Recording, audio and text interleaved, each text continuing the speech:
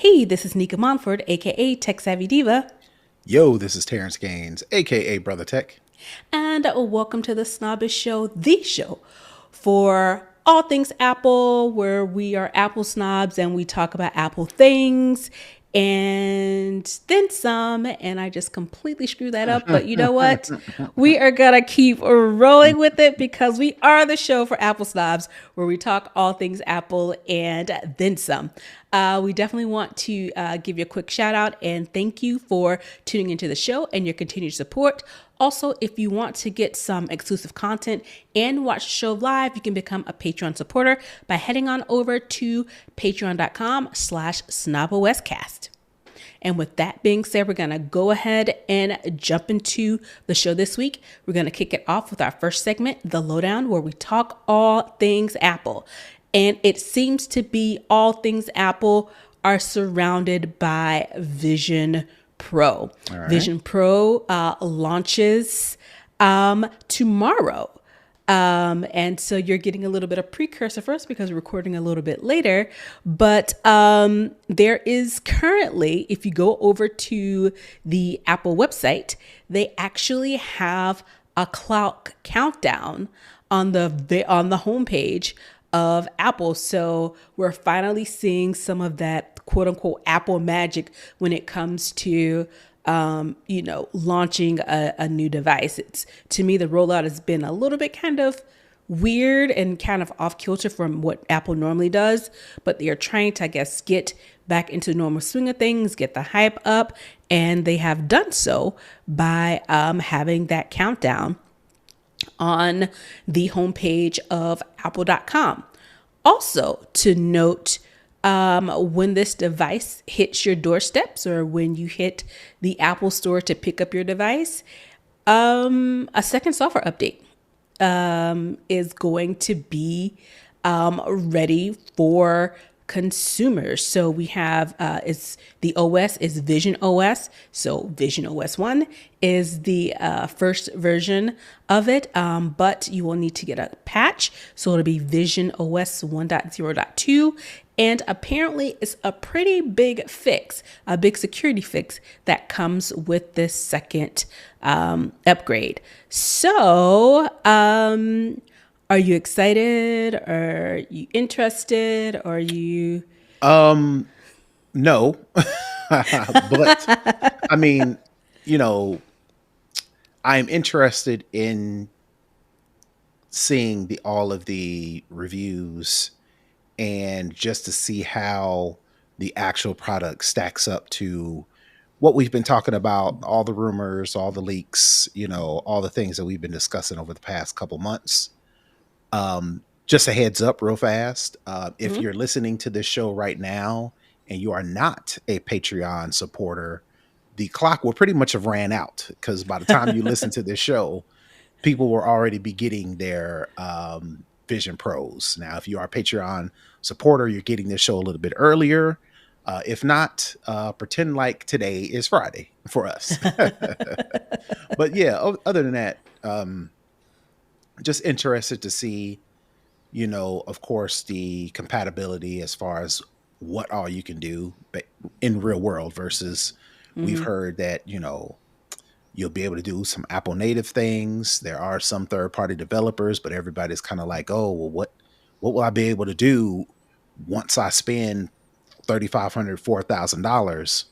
Will I get my money's worth up front or will I have to wait for weeks and months and maybe even a year or so before everybody figures out what the Vision Pro is and what people want to use it for? Because it's one thing for Apple to say, this is spatial computing and it's productivity. People get it. And we all as consumers decide, no, this is watching Netflix or this is watching NBA games courtside. Once we kind of figure out what we decide Vision Pro is, then Apple's got to say, all right, do we point them in the right direction or do we change the whole model to suit how people are using it? Once they figure that out, then it'll be interesting to see if this thing really takes off. So that leads directly into our next article. So Vision Pro at launch will have 600 native apps. And I am on this website and it has an article, an ad that is literally blocking the whole screen. But yeah, so it comes with 600 native apps. I'm trying to get this off of my screen so that I can tell you what some of them are. So, What? iMore is really being lame. Okay, so here are a couple of the, I guess, top apps that I think people will want have interest in. PGA Tour Vision, which is a golf app. You will be able to watch golf with real-time shot tracking, 3D models of the course, key stats, and more. Speaking of the NBA, you can watch up to 5 broadcasts live or in demand with multi-view alongside live stats and scores. MLB, you can watch baseball with views from home plate. Red Bull TV, I'm assuming that's Formula One Red Bull. No, they do. They do They do random regular. crazy Oh, okay. things. Oh, okay.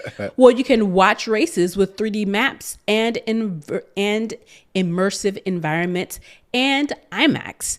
You can watch 2D and 3D movies and shows in IMAX expanded ratio. So those are like the key, I guess, like real time things you can do with Vision Pro along the sports side. It also is coming natively with some games. I've never heard of these games. I'm not a huge gamer, so they may be very popular. I don't know. But the list that they have as of now: Game Room, What the Golf, Cut the Rope 3, Jetpack, Joyride 2, Bloons TD6 Plus, Stitch, Pattern Illustrated, and Wild Flowers. I don't know what those games are. Apple also says Vision Pro will help users, quote, explore new places with exciting apps that include Voyager, which is a spatial air traffic controller simulator. So I guess you're going to be able to fly a plane or a spaceship or something along that type of lane. They also highlight other experiences, which includes apps for music, shopping, home improvements, and mindfulness. I'm assuming that mindfulness may play into the mindfulness app on Apple Fitness Plus. So 600 apps that are going to be ready once you hook yourself up. And then you can also apparently run Vision Pro on more than 1 million apps from iPhone and iPad, but only in 2D, so you don't get that full spatial computing view. And of course, developers are adding apps more and more, I guess, each day. So there are some things that you'll be able to do on the, I guess, entertainment side. On the productivity side, Microsoft announced that 365 apps will be on Vision Pro, including Teams, Word, Excel, PowerPoint, Outlook, OneNote, and Loop. These will be available at launch. Now, I don't know. It's very interesting. So looking at some of the screenshots from Microsoft, it looks like you will be able to create your PowerPoint from, your virtual world. And I know I saw another picture where it was like a kitchen, and it was like a big spreadsheet, like right above the kitchen sink. So I guess you could wash dishes and look at a spreadsheet at the same time. So it looks like they have some fun stuff, and probably one of the biggest productivity tools there is, the Microsoft Office suite, that are going to be available at launch, which is, by the time you're hearing this, will be now. All right. So the team stuff, I'm pretty sure Microsoft Office products, you probably won't be able to do the grabbing and pinching and moving around. You're more likely have to connect a keyboard and a mouse. Of course, Apple's Magic Keyboard and Magic Mouse to actually use those productivity. So to me, the productivity stuff with the Vision Pro, it'd be more like a virtual computer monitor, and you use the keyboard and the mouse or a trackpad to actually be productive versus everything won't be fingers and air keyboard No. typing and things like that. That'll slow down productivity, which defeats the purpose of productivity. Right. So I would assume that would be the case until, Apple does figure out how to make the air gestures more seamless. But on the entertainment side, I was watching Brian Tong. He's a big Apple guy, and he's on YouTube, and he was doing a demo of the NBA app that you mentioned in the previous story, and it looked pretty interesting. You Okay. can watch multiple games, like you can drag games to different areas, so you can be watching one game on the main area, and then off to the side you can put like two or three games stacked up or down, so you can watch like multiple games at the same time. And they had kind of like the same view that we kind of talked about before with some of the other Oculus and things like that, to where they give you like a courtside seat.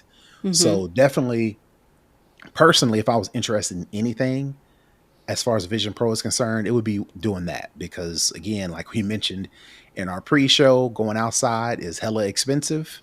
So if I feel like spending $4,000 is worth it to just feel like I'm attending 2 to 5 games, that's almost like your money's worth, because like we talked about, parking and concessions and tickets, and because everything is Just expensive. people. So right. So while the Vision Pro is expensive, if there is enough entertainment, especially like NBA, like you mentioned, MLB, NHL, football and basketball, if that is enough, and that is like a good experience, you could pay for Division Pro in a year Yeah. versus going to an actual game. I mean, I know Yeah. everybody likes to go to games, be in the building, and all that is a special thing. But for those of us who don't care, and if I had a choice between going to a game and sitting on my couch and getting a in-game like experience, I'll pay for the in-game experience every single time. Yeah. So it'll definitely be interesting to see how all this pans out. Terrance and I, if you're listening to this show this morning, we will be joining DTNS on Friday afternoon to talk a little bit more Vision Pro. And by that time, the device will be out in people's hands. So we'll probably have a little bit more insight as to what the actual device looks like, what it does, what it can't do, some initial reactions from people. So definitely tune in for that.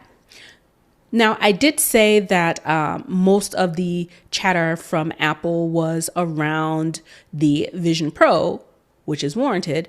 However, we talked a little bit last week about Apple complying with the EU App Store changes. There was a big lawsuit, Apple versus Epic.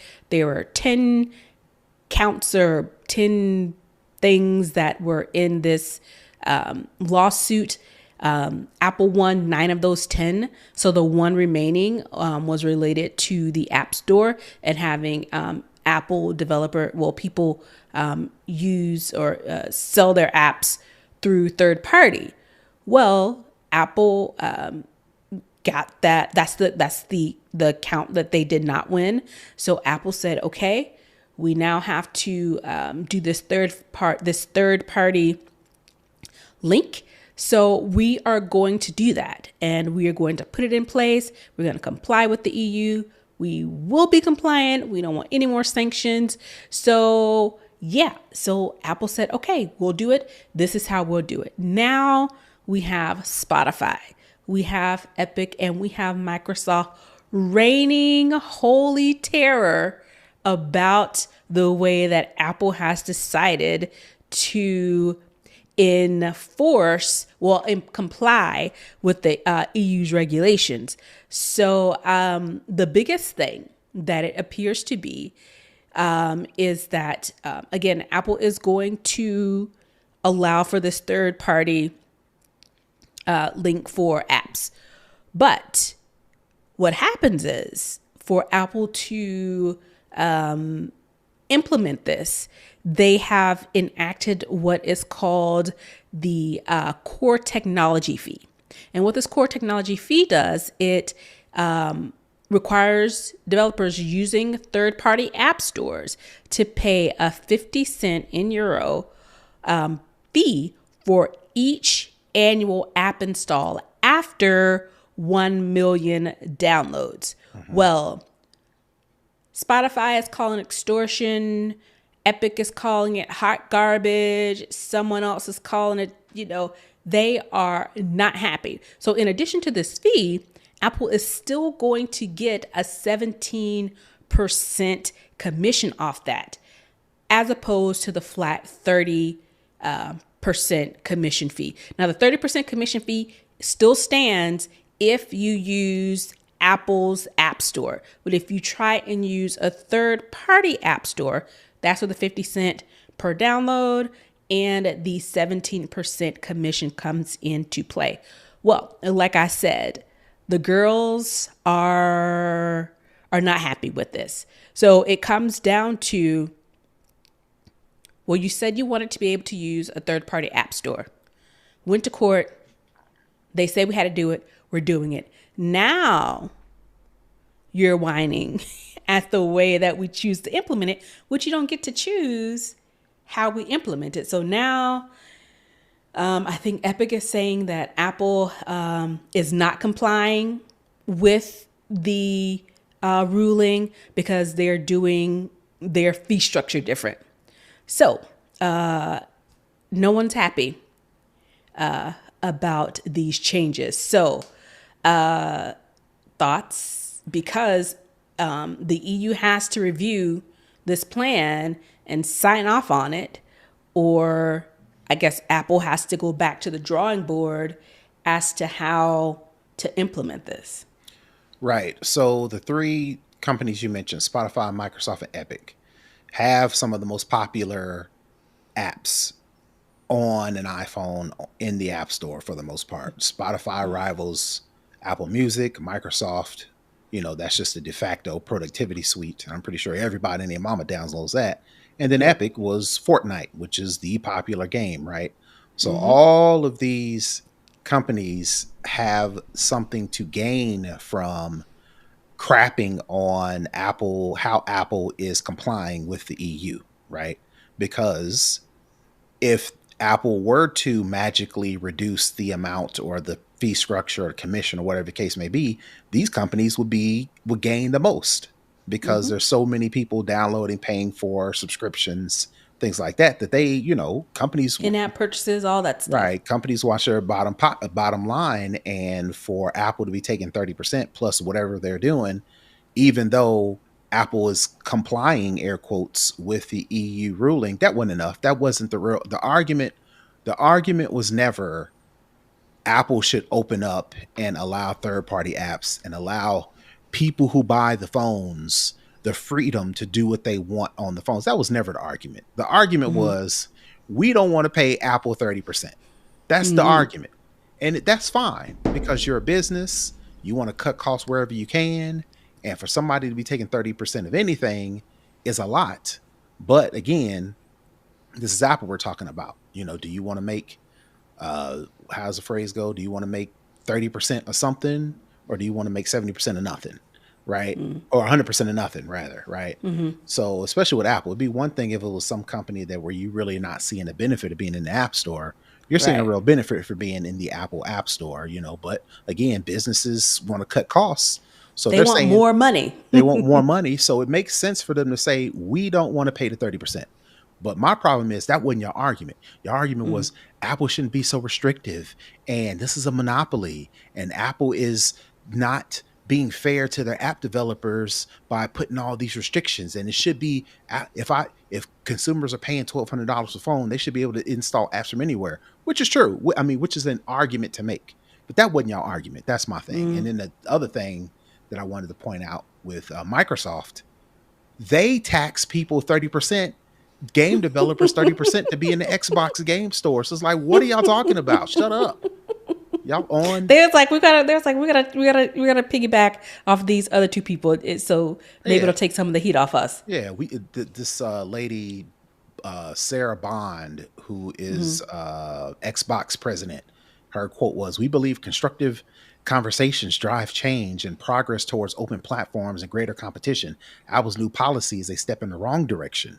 We hope they listen to feedback on their proposed plan and work towards a more inclusive future for all." This is the same Xbox that got dinged in the EU for forcing Internet Explorer on all of the computers. And then, again, like I mentioned, this is the same Microsoft who owns Xbox, to where if I create a game and I put it in Xbox, Xbox is going to tax me 30%. So it's like, where's the hypocrisy of Microsoft to be wagging their finger at Apple from things that they are just as guilty of doing is crazy, right? Right. And my thing is, you wanted to be able to have a third-party app store. You got that. You won. You should be That wasn't an cheering. argument. Yay. That wasn't an argument. Well, that's what they pose it as, but we all know the underlying effect is money. They didn't want to have to pay that 30%. So the thing is, you got a third-party app store, which is what you were contending was the issue. That was the monopoly. So you got the third-party app store. You didn't want to pay the 30%. You don't have to pay that 30% anymore. It's almost halved. It's now down to 17%. Now, this core technology fee was the ringer that they were not expecting. So my thing is it Uchiwali? Is it one mic? What do you want exactly? You want it to be free. You don't want to have to pay any fees, but we know that's not going to happen. But for the main concessions, all the things that they brought up, those 10 counts or whatever, it all boiled down to, like you said, that 30% fee that came off top, off rip. You're not seeing none of that. But now you got it down to 17%, and now you have this core technology fee. I think I saw somebody did a comparison where they ran the numbers where it was with the core fee included, the new way you calculate the fees and the old way. And I can't remember the numbers exactly, but I think one of them with the original premise was like $145K in fees. And I think the new one with this new proposed plan was like $550K or something. So the vast number, because again, it's 50 cents per download after 1 million apps. So each time someone downloads and installs your app, you got to pay 50 cents. And you can't stipulate, right? You can't stipulate how someone chooses to enforce to comply with the ruling just because you don't like it. You don't get to be up in arms and call it extortion, call it hard garbage. In America, you do. But the question is, how far are you going to get with that? Right. Because, in America, we'll sue anybody. We'll complain about any and everything. But the question is that going to be enough for the EU to decide Apple has to do more? Right. Yeah. Apple has, according to Apple, of course, has complied. And Apple is like, all right, we complied, wash our hands. Now it's up to the EU to decide that you complied or there's more work. And I don't know if, these companies speaking out is trying to, nudge the EU in a certain direction. But I'm hoping they can see the game for what it is. Yeah. And honestly, I don't know if the EU would have a leg to stand on, because the point was to, quote unquote, break up the monopoly and allow users to have a third-party app store, which they've done. There was no stipulation on how that should happen. They just said you got to do it, and Apple did it. And I don't see the grounds that the EU would have to say no, you can't do it this way. Well, stranger things have happened. True. Very true. Very true. So this is definitely, I think many people thought that this was kind of winding down because the ruling came down. Apple made a proposal, but it's like it's ramped back up because some of the heavy hitters don't like this core technology fee. So more to come. We'll see how it plays out. That is going to wrap up Second String. I mean, the lowdown. We're going to go into Second String where we talk all other tech. Well, Apple is not the only one who can do petty. Meta has confirmed that they are bringing spatial video playback to their Quest headsets, their VR headsets, and they're doing it. They confirmed this one day before the launch. So they announced this today. So it looks like they're trying to step on a little bit of Apple's news cycle with the launch of Apple Vision Pro, with Meta saying that, hey, we too can do some sort of spatial computing, and we're doing that with spatial video, and we are allowing you to use our headset for spatial video. And they're saying, hey, yoo-hoo, don't forget about us. Meta is saying the features and enhancements will gradually become available starting the week of February 7th, 2024, and will be pushed to Meta Quest 3, Meta Quest Pro, and Meta Quest 2 headsets, end quote. So how do you feel about Zuckerberg's petty? Actually, I don't think it's petty at all. I think it makes sense to me that Meta would offer spatial video playback. To me, well, not to me, that seems totally different than spatial computing in general, because you think of spatial computing. When I think of spatial computing, I think of you having a virtual monitor or monitors, and you can virtually, spatially move, drag, click with your finger, yada, yada, yada, without having a physical computer in front of you, right? Meta is a VR headset that people use for gaming and video playback. The iPhone is one of the few, if not only devices, not only, let me not say it. Mobile devices. Mobile device, right? Personal device that can record spatial video.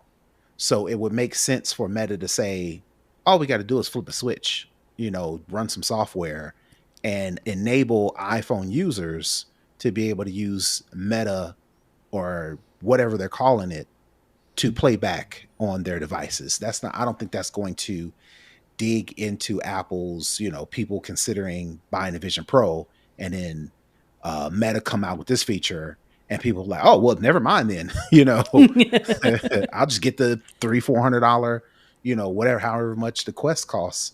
But, I don't think that's going to sway anybody. But I do think this is a good idea for Meta to say, hey, it's spatial video. That's something that looks good on a VR headset. Let's go ahead and turn it on.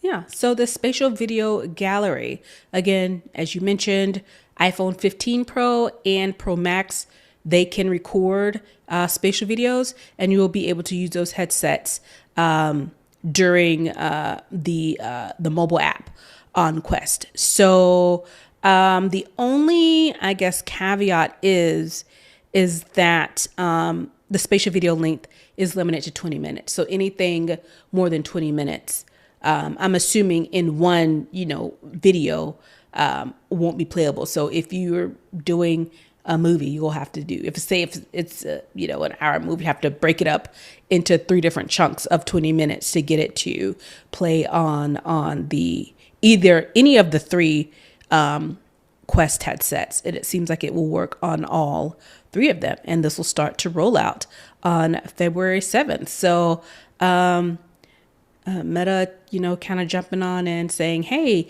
we do spatial stuff too. It works with, from iPhone. Hey, don't forget about us. If you don't want to spend, $3,500, $4,000 on the headset, you can still get some sort of spatial technology on the headset that you paid a couple $100 for that you already have. So Facebook and Zuckerberg sliding in on that wave. Right, that is going to wrap it up for a second string. We're going to head on over into For the Culture, where we talk things related to social constructs, community, sports, entertainment, anything that may be going on in society that we want to talk about. And again, since this is the very first day of Black History Month, we have been doing for the last few years, Teching While Black, and we are going to continue that trend of highlighting technology leaders and innovators that are Black and what they contribute to our community. So the first person up for this year is interesting. I just saw this yesterday on Twitter. The person we're highlighting, he posted this again. And the person we're highlighting is Isaac Barnes. He is the president of Eminent Future. So Mr. Barnes is a 39-year-old entrepreneur.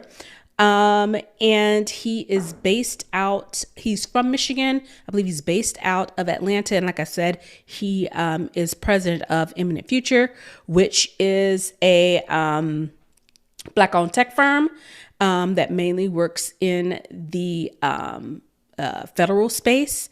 He started out in the military and the Marines, went to night school, and in addition to that, ended up becoming a software developer and data analyst, I believe. Yes.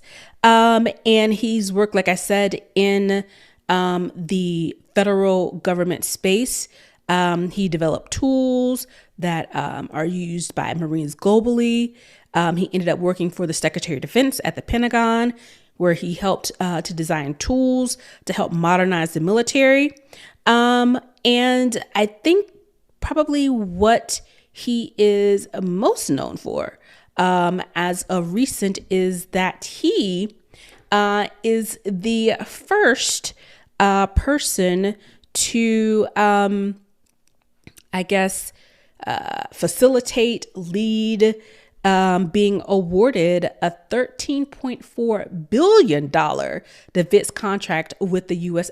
Air Force and the U.S. Space Force. So again, 39-year-old entrepreneur, started out in the Marines, went through become a software developer, software analyst, president of Eminent Futures, which led to him becoming to be the first person that was awarded this type of contract, $13.4 billion from the government. Well, it's not bad. Not bad at all. Not bad at all. So definitely great to see that. And, making history by being awarded this huge contract. Right. So we salute you, Mr. Isaac Barnes. All right. Into For the Culture. Hopefully, we don't have to talk too much about this, but I did want to bring it up. Earlier this week, Meg Thee Stallion, a Houston rapper, released a track called Hiss, which is being deemed as a diss track. She doesn't name anyone specific in this song, but if you follow social media, you can kind of suss out the different people that she is aiming at. If you remember, last year, Tory Lanez was convicted of shooting her in the foot, where he ended up getting 10 years in prison, which he is currently serving. And there were a lot of, I believe we talked about this, there were a lot of misogynistic, misinformation, type of things that came out of that, where she kind of just ghosted, social media, the public, while all of that was going on. So it appears as if this track was her, she said, I think at the beginning, this is her first and this is her last time even, acknowledging or addressing any of this. Well, song went viral, video, Everybody's talking about it, super popular. Well, there's one particular artist that has who ranted for about 3 days straight about this particular song, which was Nicki Minaj, who took offense to a line in the song where she referenced Megan's Law. Didn't say anything about Nicki, didn't mention her. Megan is her name. Well, She didn't mention her. I'll say she didn't mention her directly, but she referenced Megan's Law, which is a law that was created to help identify sex offenders and pedophiles. It was named after a little girl, Megan. Oh shoot, I don't know how to pronounce her last name. It starts with a K. I don't want to jack it up. It was named after her neighbor, killed and assaulted and killed her. I think she was 7, I think, when this happened. And so that spurned the law. So she made reference to that law in her song. You might say, well, how does this relate to Nicki Minaj? Well, the man that Nicki married, her husband, is a registered sex offender. He was convicted. I don't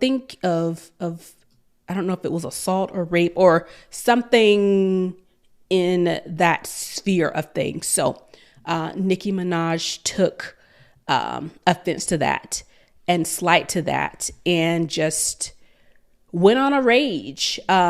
She did her own diss track. And if you know Nicki Minaj's fans, Barbs as they're called, they are a particularly rabid group of fans. And it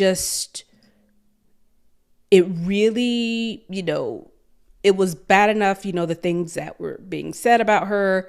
But to me, it crossed the line when she started talking about Megan's mother, who passed away. Her grandmother has also passed away.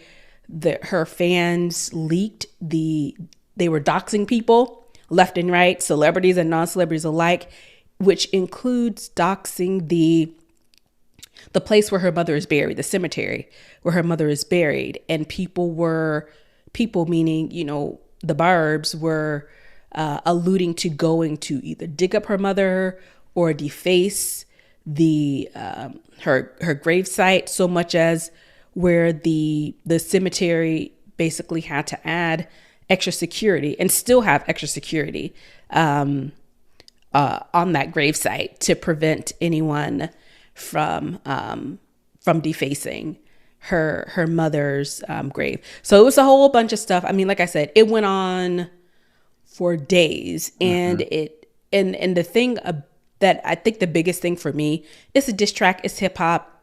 People diss each other back and forth. That's not uncommon. What is uncommon is the doxing of people, cemeteries, equating. I think the latest thing that she has said or has done is she was trying to say, she was trying to capitalize like Rihanna did when Rihanna was assaulted by Chris Brown. So it's just really these things that are just, to me, it's one thing for her to say them, which is bad enough, but then for her fans to actually go and try and do things and her not say, whoa, guys, this is too much. Let's kind of bring this back in a bit. So the whole point of this is to say, has stan culture gone too far? Are we really at the point where you are willing to do illegal things because doxing people, defacing property are crimes, to support your favorite artists because someone else says something about them that you don't like, and a person who doesn't even, know who you are willing to go to these lengths to, I don't know, get the attention of your favorite person, your favorite artist, or what. It just seems to me that it's a bit unhinged. I saw Swarm, but that's not anything. That's not anything new. People being unhinged, stalkers, stalking, attacking and in many cases killing the people that they were stalking who happened to Who is be it? John celebrities. Lennon? I'm not sure. Yes, maybe. I don't want to, but I know it's happened, and I know it's Yeah. happened frequently. We mentioned a week or so ago. We mentioned Taylor Swift. Mm-hmm. She stay have stalkers, people trying to do stuff to her. So the unhinged thing, while surprising, is not anything new. I think what makes it um, interesting, or what makes it in our face, is social media and the ability for us to know more about these celebrities, which takes the standing, being in love with an entertainer to a whole nother level, and then Mm-hmm. using that love to do crazy things to people who don't like your particular artist, or if somebody else says something about your favorite artist. Social media, the internet, gives us the ability to do a lot more, you know. It exacerbates an Right. already volatile situation, especially if people aren't, quite safe. We talked about it. If you were a Patreon supporter, we talked about what happened on Twitter with Elmo. I think it just leads to the fact that there are some people who are really going through some things, And it and manifests itself in different ways. And right. in this case, there are a lot of people who love entertainers, they love artists, they love celebrities, they love athletes. And whenever they make a move, it's very transparent nowadays because they're all over social media. So Mm-hmm. it's not a reach, or not a stretch to see a person turn into, go from, oh, I'm just a fan of this person, to, Mm-hmm. oh, did you see what the last thing the person said on social media, Mm-hmm. to, oh man, I'm gonna stick up for my artist because I think she's the greatest, or I think he's the greatest, or I think they're the best. Mm-hmm. So I'm not gonna allow somebody to talk negative or say something negative to my favorite artist Mm-hmm. because they're my favorite artist. And in order for me to be right, y'all got to be wrong. So then you Mm-hmm. take it to the next level. But am I surprised by this? Absolutely not. Beefs between celebrities, beefs between entertainers, not necessarily just rap beef. This just happened to be two rappers, and Mm-hmm. rap beef is something that is popular, but it's not just solely focused on rap and hip hop. We've had all Right. kind of beefs between celebrities, entertainers, whatever the case may be. Uh, Athletes, actors, I right, mean, you name right. it. So yeah, I'm not surprised that this is happening. You know, Personally, to be honest, the way I'm set up, if you say something bad about me, I'm going scorched earth. I'm going scorched earth. Ain't no Mm-hmm. rules. When you attack me, whether it be directly or indirectly, I'm Mm-hmm. going to take that personal. Now, if I'm the type Mm-hmm. of person that's going to respond, I'm doing the whole, your mama, your daddy, your dead uncle, Everybody. everybody's going to get it. If you mention me directly or indirectly, you can't, don't, ain't no rules, right? Now they say there are rules, you're not supposed to talk about family, your family. Nope. Mm-mm. If you're going to say something about me, be ready for the response. Now, I'm not validating or, On wax. We're keeping it on yeah, no, yeah, sure. Person, wax. yeah, that's what in yeah, not, I'm not going to do anything. Sometimes you gotta be explicit because people be peopling. But that's not me validating or vindicating Nicki Minaj. My Mm-hmm. problem with Nicki Minaj is with all of the issues she and her particular husband are currently going through, her responding to Megan Thee Stallion kind of validates the charges or the issues her husband has with being a sex offender, Yeah. right? Because Had I she not said anything, we I mean we it kind of wouldn't be knew, like this. We do, and people would say stuff, but right, it wouldn't be this. right. A week later. And it's very clever. Megan Thee Stallion, like I said, I'm not validating or vindicating any of the things that she said either, but that Megan's Law line was pretty clever. Very, It's very, very, very clever. clever. And that's one thing about me. It's like if you are clever with what you're Hmm. saying, you can get away with anything as long Yeah. as it's clever. Now, if you just Yeah. are just got an axe to grind, clearly it's an axe to grind. But Yeah. that's very, very clever. So it's like I I mean, give you artistry, right? It's like we were there for ether. We were there for, even the those, even those. sheether. I mean, we were there from, and they were clever and they were catchy, I don't even even though think it was so. like outright some stuff. You don't think it was? I don't believe Ether or which is Nas's diss towards Jay-Z and whatever I can't remember what Blueprint or whatever what Jay-Z's diss to Nas, but you Mm. could tell that all right, now it's personal. Same thing with It this. was between these two people. Right. But There's no covertness about it. at the same time, the lyrics of those songs were very directed and pointed. I hate you, you suck, your whole team sucks. That ain't clever. But for Megan to say, y'all worried about Megan and you should be worried about Megan's Law, which is very poignant and very specific and very targeted because according to some of the stuff I read on Nicki Minaj's husband, this is where that comes in play. Hmm. In 2020, Kenneth, I guess his name is Kenneth Petty, I think that's his Yep. name. Hmm. In 2020, Kenneth moves to Los Angeles. This is after he gets convicted of sexually assaulting or attempted rape of a 16-year-old when he was a kid. He went to jail, did his time or whatever, right? So after that, in 2020, he moves to Los Angeles, where he should have registered as a sex offender within But did 5 days of his move. When he failed to register, he was sentenced to probation, house arrest, and a $55,000 fine. And it's a story that I'm reading. Like in Megan's diss track, the law requires that sex offenders register to their new address is called Megan's Law, which is why Nicki retaliated with her own track. So it was very targeted and very focused, but again, very clever. So very I got to give clever. her that. But I understand while I wouldn't have validated the diss. And brought that extra heat. Right. I can understand why she'd be like, all right, your mama, your daddy, your dead uncle, your grandma, your foot, You got shot. You got shot in the right? foot. Everything's out. So I get it.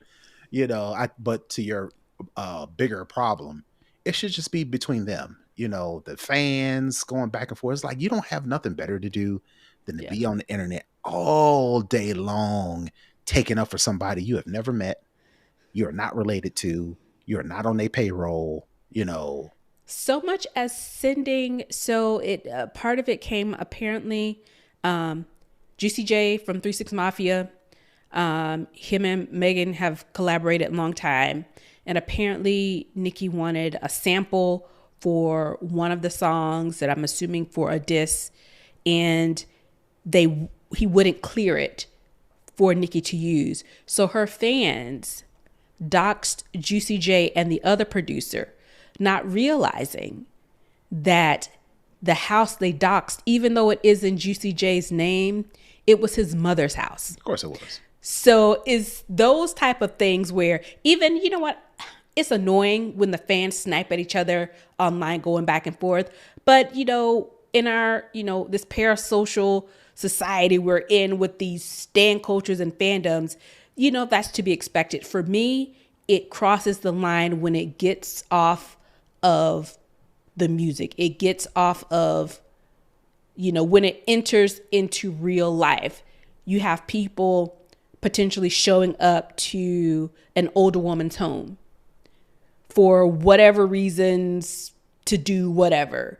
Or you have, people potentially, going to gravesites or going to other people's houses or sending death threats or saying, I'm going to shoot you and do those things. To me is where it goes off of the deep end and goes a little bit too far and takes it from I won't say harmless intent, but the entertainment quality, meaning two rappers, going back and forth with disses.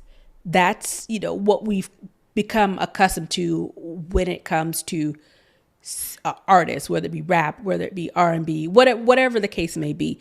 that is, what is it? Acceptable behavior, to do a diss track.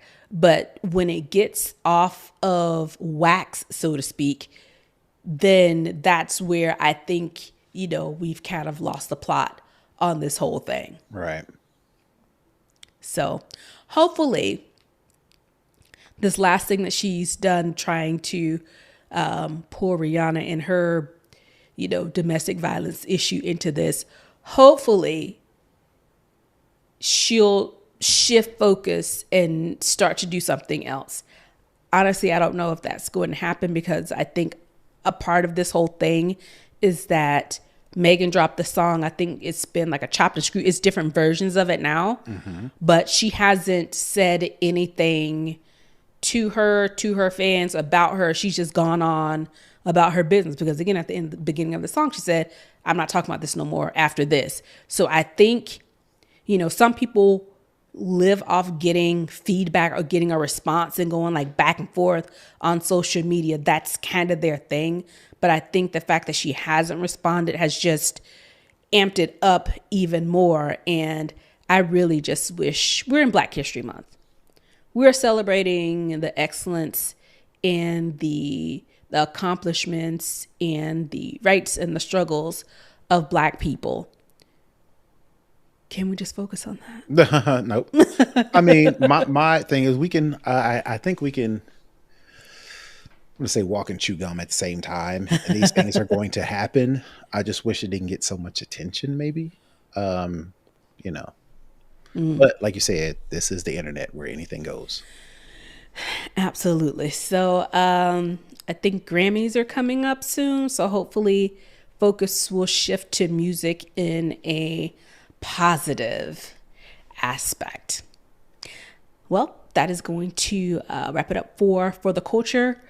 Let's head on over to the hookup. Do we have a tech tip of the week? Nope. Nothing this week. All right. We will wrap it up with that.